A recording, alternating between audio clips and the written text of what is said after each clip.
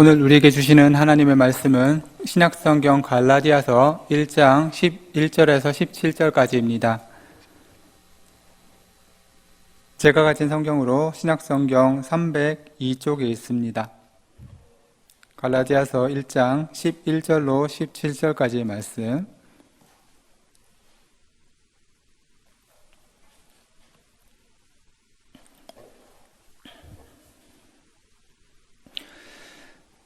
찾으신 줄 알고 한 절씩 교독하고 마지막 17절은 합독하겠습니다.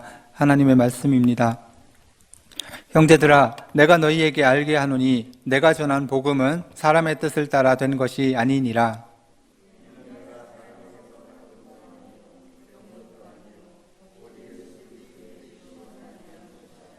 내가 이전에 유대교에 있을 때에 행한 일을 너희가 들었거니와 하나님의 교회를 심히 박해하여 멸하고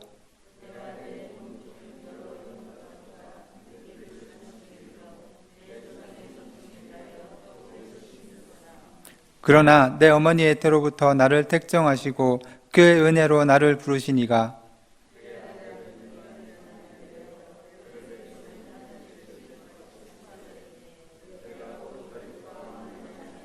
함께 읽겠습니다. 또 나보다 먼저 사도된 자들을 만나려고 예루살렘으로 가지 아니하고 아라비아로 갔다가 다시 다메섹으로 돌아갔노라. 아멘. 오늘 이 시간도 하나님의 말씀을 들을 수 있는 은혜와 또 기도할 수 있는 힘을 주시기를 간절히 소망합니다. 사람에게는 누구나 강한 부분도 있고 약한 부분도 있습니다. 누구에게는 그 약한 부분이 성격의 문제일 수 있고 또 누구에게는 허약한 육체의 문제일 수 있습니다. 또 어떤 경우에는 자신에게 주어진 선천적인 조건, 즉 자신의 집안 혹은 부모의 경제력이나 지위 등으로 인해서 열등감을 가진 안타까운 경우도 있습니다. 혹시 여러분은 어떤 부분에 약함을 가지고 계십니까? 자기 자신들은 잘 아시겠죠? 저 역시 제 자신에 대한 여러 불만족이 있습니다. 가장 먼저는 제 눈이 마음에 들지 않습니다. 중학교 때부터 제가 잊을 수 없는 별명이 하나 있는데 바로 단추구멍입니다. 예, 잊으려 해도 참 희한하게 안 잊혀지더라고요. 예, 제 눈 두 개를 다 합쳐도 저의 아내의 눈 하나가 될까 말까? 예. 또 어떤 때는 조리 있게 말하고 주위를 즐겁게 하는 언변을 가진 사람들이 부러울 때가 있습니다. 하지만 이런 것들을 생각하면서도 제가 가진 모든 약한 부분 혹은 미약한 부분 중에서 저를 가장 힘들게 한 것은 그것을 포함하는 것일 수도 있지만 내가 과연 하나님의 종이 될 자격이 있는가 하는 고민이었습니다. 내 자신이 과연 하나님의 자녀들을 품고 사랑할 자격이 있는 사람일까? 그런 사랑이 내게 있을까? 내가 과연 하나님의 말씀을 듣고 대언할 지혜와 성령의 충만함이 있는 사람일까? 등등 흔히 말하는 목회자로서의 자격 그리고 그 삶을 감당할 능력이 있을까 하는 고민은 오랫동안 저를 따라다녔고 지금도 있습니다. 그리고 그 고민들을 가끔 아내에게 털어놓곤 합니다. 가끔이라고 하지만 아내 입장에선 자주일 것 같습니다. 그때마다 아내가 하는 말이 있습니다. 지금까지 아내가 말이 이렇습니다. 지금까지 당신이 살아온 것은 기적이고 하나님의 계획하심이 없으면 설명되지 않는다고. 당신이 어떤 사람인가를 먼저 생각하기에 앞서서 당신을 부르신 하나님을 먼저 생각하라고. 참 쉽지만 어렵더라고요. 한동안은 아내의 말을 들으면서도 그런가 하고 듣기만 할 때가 많았습니다. 하지만 지나온 삶의 시간들을 돌이켜보고 지금의 저를 보면 정말로 나의 나됨은 하나님께 있지 제게 있는 것은 아니라는 것을 깨닫습니다. 그리고 이 깨달음은 그저 한 목회자로서의 저의 고백뿐 아니라 여러분에게도 동일하게 있을 줄 믿습니다. 사랑하는 성도 여러분, 여러분이 지금의 모습, 지금의 자리에 있는 것은 성경에 따르면 하나님의 부르심에 있습니다. 그 은혜가 기둥같이 깨어지지 않는 바닥같이 생명 싸개같이 여러분의 삶을 바치고 감싸고 있습니다. 그리고 그 은혜가 하나님의 계획하심에 따라서 예수 그리스도 안에서 시작된 우리의 인생을 매일 만들어가고 결국 예수 그리스도 안에서 완성시킬 것입니다. 제가 하는 말이 아니라 성경이 그렇게 말씀하고 있습니다. 제가 지금 매일이라고 말을 했지만 심지어 분초에까지 하나님의 은혜가 있습니다. 매일이라든가 분초라든가 이런 말 외에 더 표현할 수 있는 단어가 생각이 안 나는 것이 안타깝지만 지금 저는 여러분에게 다함이 없고 끊어짐이 없이 이어지는 하나님의 은혜를 말하고 싶은 것입니다. 여러분은 하늘의 움직임을 셀 수 있습니까? 세어본 적이 있습니까? 이곳의 공기의 흐름이 어떤지 여러분은 아십니까? 저는 모릅니다. 지금 제가 말하는 순간에 공기가 어떻게 움직이는지 저는 모릅니다. 아니, 누구도 모를 것입니다. 모르지만 이곳에서 저는 설교를 통해서 주어진 하나님의 은혜를 전하고 있습니다.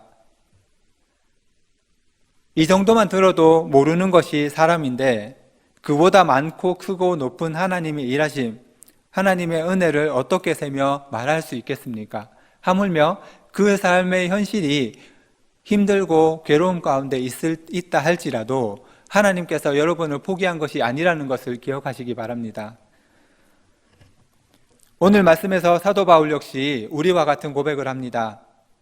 하나님이 자신을 선택하신 것, 그래서 자신이 사도된 것은 감히 셀 수 없는 예수 그리스도로 말미암음이고 예수 그리스도를 통해 계시하신 하나님의 은혜라고 말하고 있습니다. 우리가 아는 대로 사도 바울은 예수 믿는 자들을 죽기까지 핍박하다가 실제로 죽이는 현장에 또 있었죠. 핍박하다가 살아계신 주님을 만난 이후부터는 예수를 위해서 그가 이전까지 해왔던 그 힘 그대로 죽기까지 충성한 극적인 삶을 살았던 것을 우리는 기억하고 있습니다. 아마 천국에서 사도 바울을 만난다면, 만약에 그에게 묻는다면 그는 자신의 인생을 한 단어로 요약할 수 있을 것 같습니다. 그 요약할 수 있는 단어가 바로 은혜입니다. 하나님의 은혜에 따라 사도된 바울은 온 인류에게 그 은혜를 전하기 위해 일생을 살았고 그의 죽음까지도 은혜로 고백하며 생을 마쳤습니다. 사도 바울의 삶은 하나님의 은혜를 받기 위해 무엇인가를 추구했다거나 노력한 삶이 아니라 자신이 받은 은혜를 깨닫고 감동하고 그 하나님의 말씀에 반응한 것이 전부였습니다. 다시 말하면 바울의 삶은 먼저 은혜의 복음과 예수 그리스도를 통한 하나님의 계시로 시작되었고 그의 일생을 두른 것이 하나님의 은혜였습니다. 오늘 우리의 삶 역시 마찬가지일 것입니다.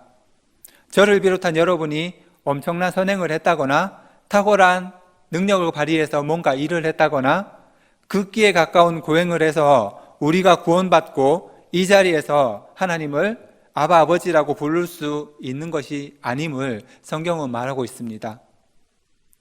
이 모든 것이 오직 은혜라고 말씀하고 있습니다. 그렇습니다. 저와 여러분 모두 하나님의 은혜를 받은 자들입니다. 사도 바울 역시 그러했는데 그렇다면 사도 바울이 은혜를 받은 삶의 결과가 무엇이었습니까? 사도 바울이 받은 은혜의 결과라는 것은 역설적으로 철저한 자기 부정이었습니다. 자기 자신의 특권을 버리는 것은 물론이고 자기 삶을 떠받치던 전통과 가치관을 모두 버려야 했습니다. 심지어는 우리가 탐낼 만한, 우리가 가졌으면 좋겠다고 생각할 만한 그를 수식하던 모든 것들이 다 버려졌습니다. 우리로 치면 이제까지 살아온 내 경험, 내 주관, 내가 가진 모든 것이 모두 버려진 것과 같은 것입니다. 바울이 받은 은혜라는 것은 그것으로 인해서 바울이 가진 모든 것을 잃게 한 것이기도 했습니다. 그 모든 것을 잃게 하면서 그가 받은 것이 무엇이었습니까? 하나님의 은혜였지요. 여러분도 그렇게 고백할 수 있겠습니까? 세상적으로 생각하면 참으로 이상한 은혜입니다. 어떤 경우에는 솔직하게 받고 싶지 않은 은혜입니다. 왜냐하면 세상이 복으로 생각하는 것은 언제나 내가 더 강해지고 더 많이 가지는 그런 것들을 포함하고 있기 때문입니다. 아니, 그것이 먼저일 수 있죠. 그러나 예수를 고백하는 자, 하나님의 은혜에 속한 자는 자신을 잃고 하나님을 닮아갈수록 참 자신이 되는 은혜를 받은 자입니다. 오늘 새벽에 제가 그 말씀을 전하면서 한 말이 있었는데요. 하나님께서 먼지와 같은 형체도 없이 흩어지기에 딱 좋은 우리를 선택하셔서 우리를 사람으로 만드셨지요. 그 과정을 한번 상상해 보신 적이 있으십니까? 여러분이 무언가를 정성껏 만들 때, 그냥 일상적으로 음식을 만든다고 생각할 때, 한 손으로 대충 그냥 손가락으로 휘 저어서 만듭니까? 아니면 두 손으로 정성껏 만듭니까? 두 손으로 만들죠. 하나님께서 우리를 만드신 그 때가 그러했단 말입니다. 그렇게 두 손으로 정성껏 감싸서 꼭 쥐면서 만드셨을 때 그냥 손만 쥐신 것이, 두 손만 모은 것이 아니라 우리에게 주신 것이 있는데 하나님의 생기였죠. 그 생기를 받음을 통해서 우리는 엄청난 존재의 변화가 생겼습니다. 그것이 뭐냐면 그냥 버려진 먼지와 같이 그냥 쓸어 버리고 닦아서 버려질 만한 우리가 하나님의 귀한 존재가 되었다는 말입니다. 다르게 말하면 우리가 하나님의 형상이 됨으로 인해서 우리에게는 신적인 고귀함이 생겼습니다.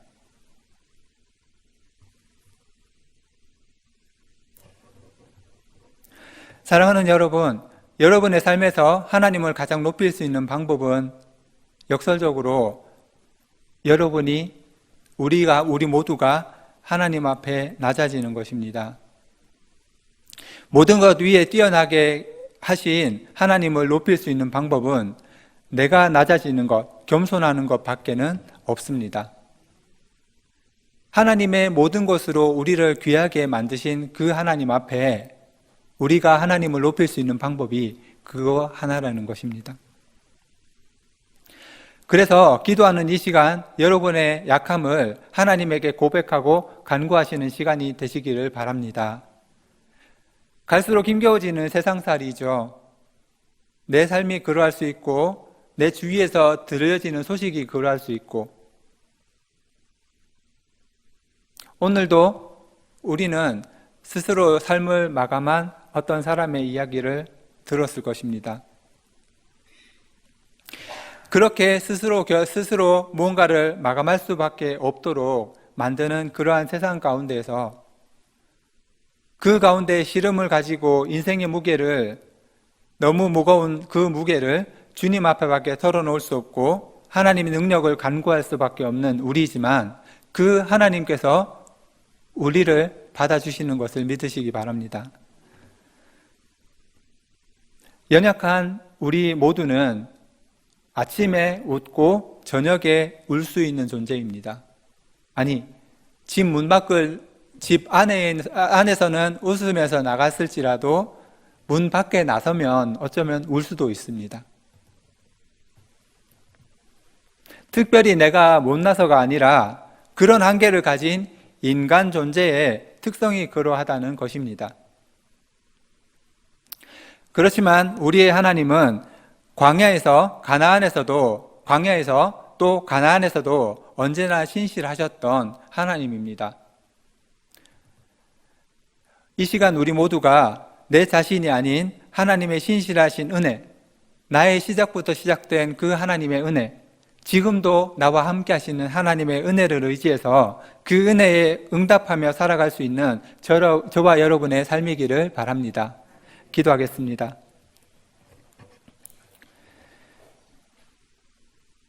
살아계신 아버지 하나님, 오늘 다함이 없고 끊어짐이 없는 하나님의 은혜를 들었습니다. 어쩌면 이제까지 귓가에 맴돌기만 했을 하나님의 은혜, 이 은혜란 단어가 오늘 이 시간 우리의 마음 가운데 깊이 실제적으로 분명하게 느낄 수 있도록 역사해 주시기를 소망합니다. 오직 그 은혜를 간구하는 이 시간 우리의 심령 가운데 하나님의 은혜가 충만하게 부어지기를 소망합니다. 그리함으로써 나의 나됨이 나에게 있는 것이 아니라 하나님에게 있었음을, 그리고 지금도 있음을, 앞으로도 있을 것임을 확신할 수 있는 이 시간 되게 도와주옵소서. 감사드리며 예수 그리스도 이름으로 기도합니다. 아멘.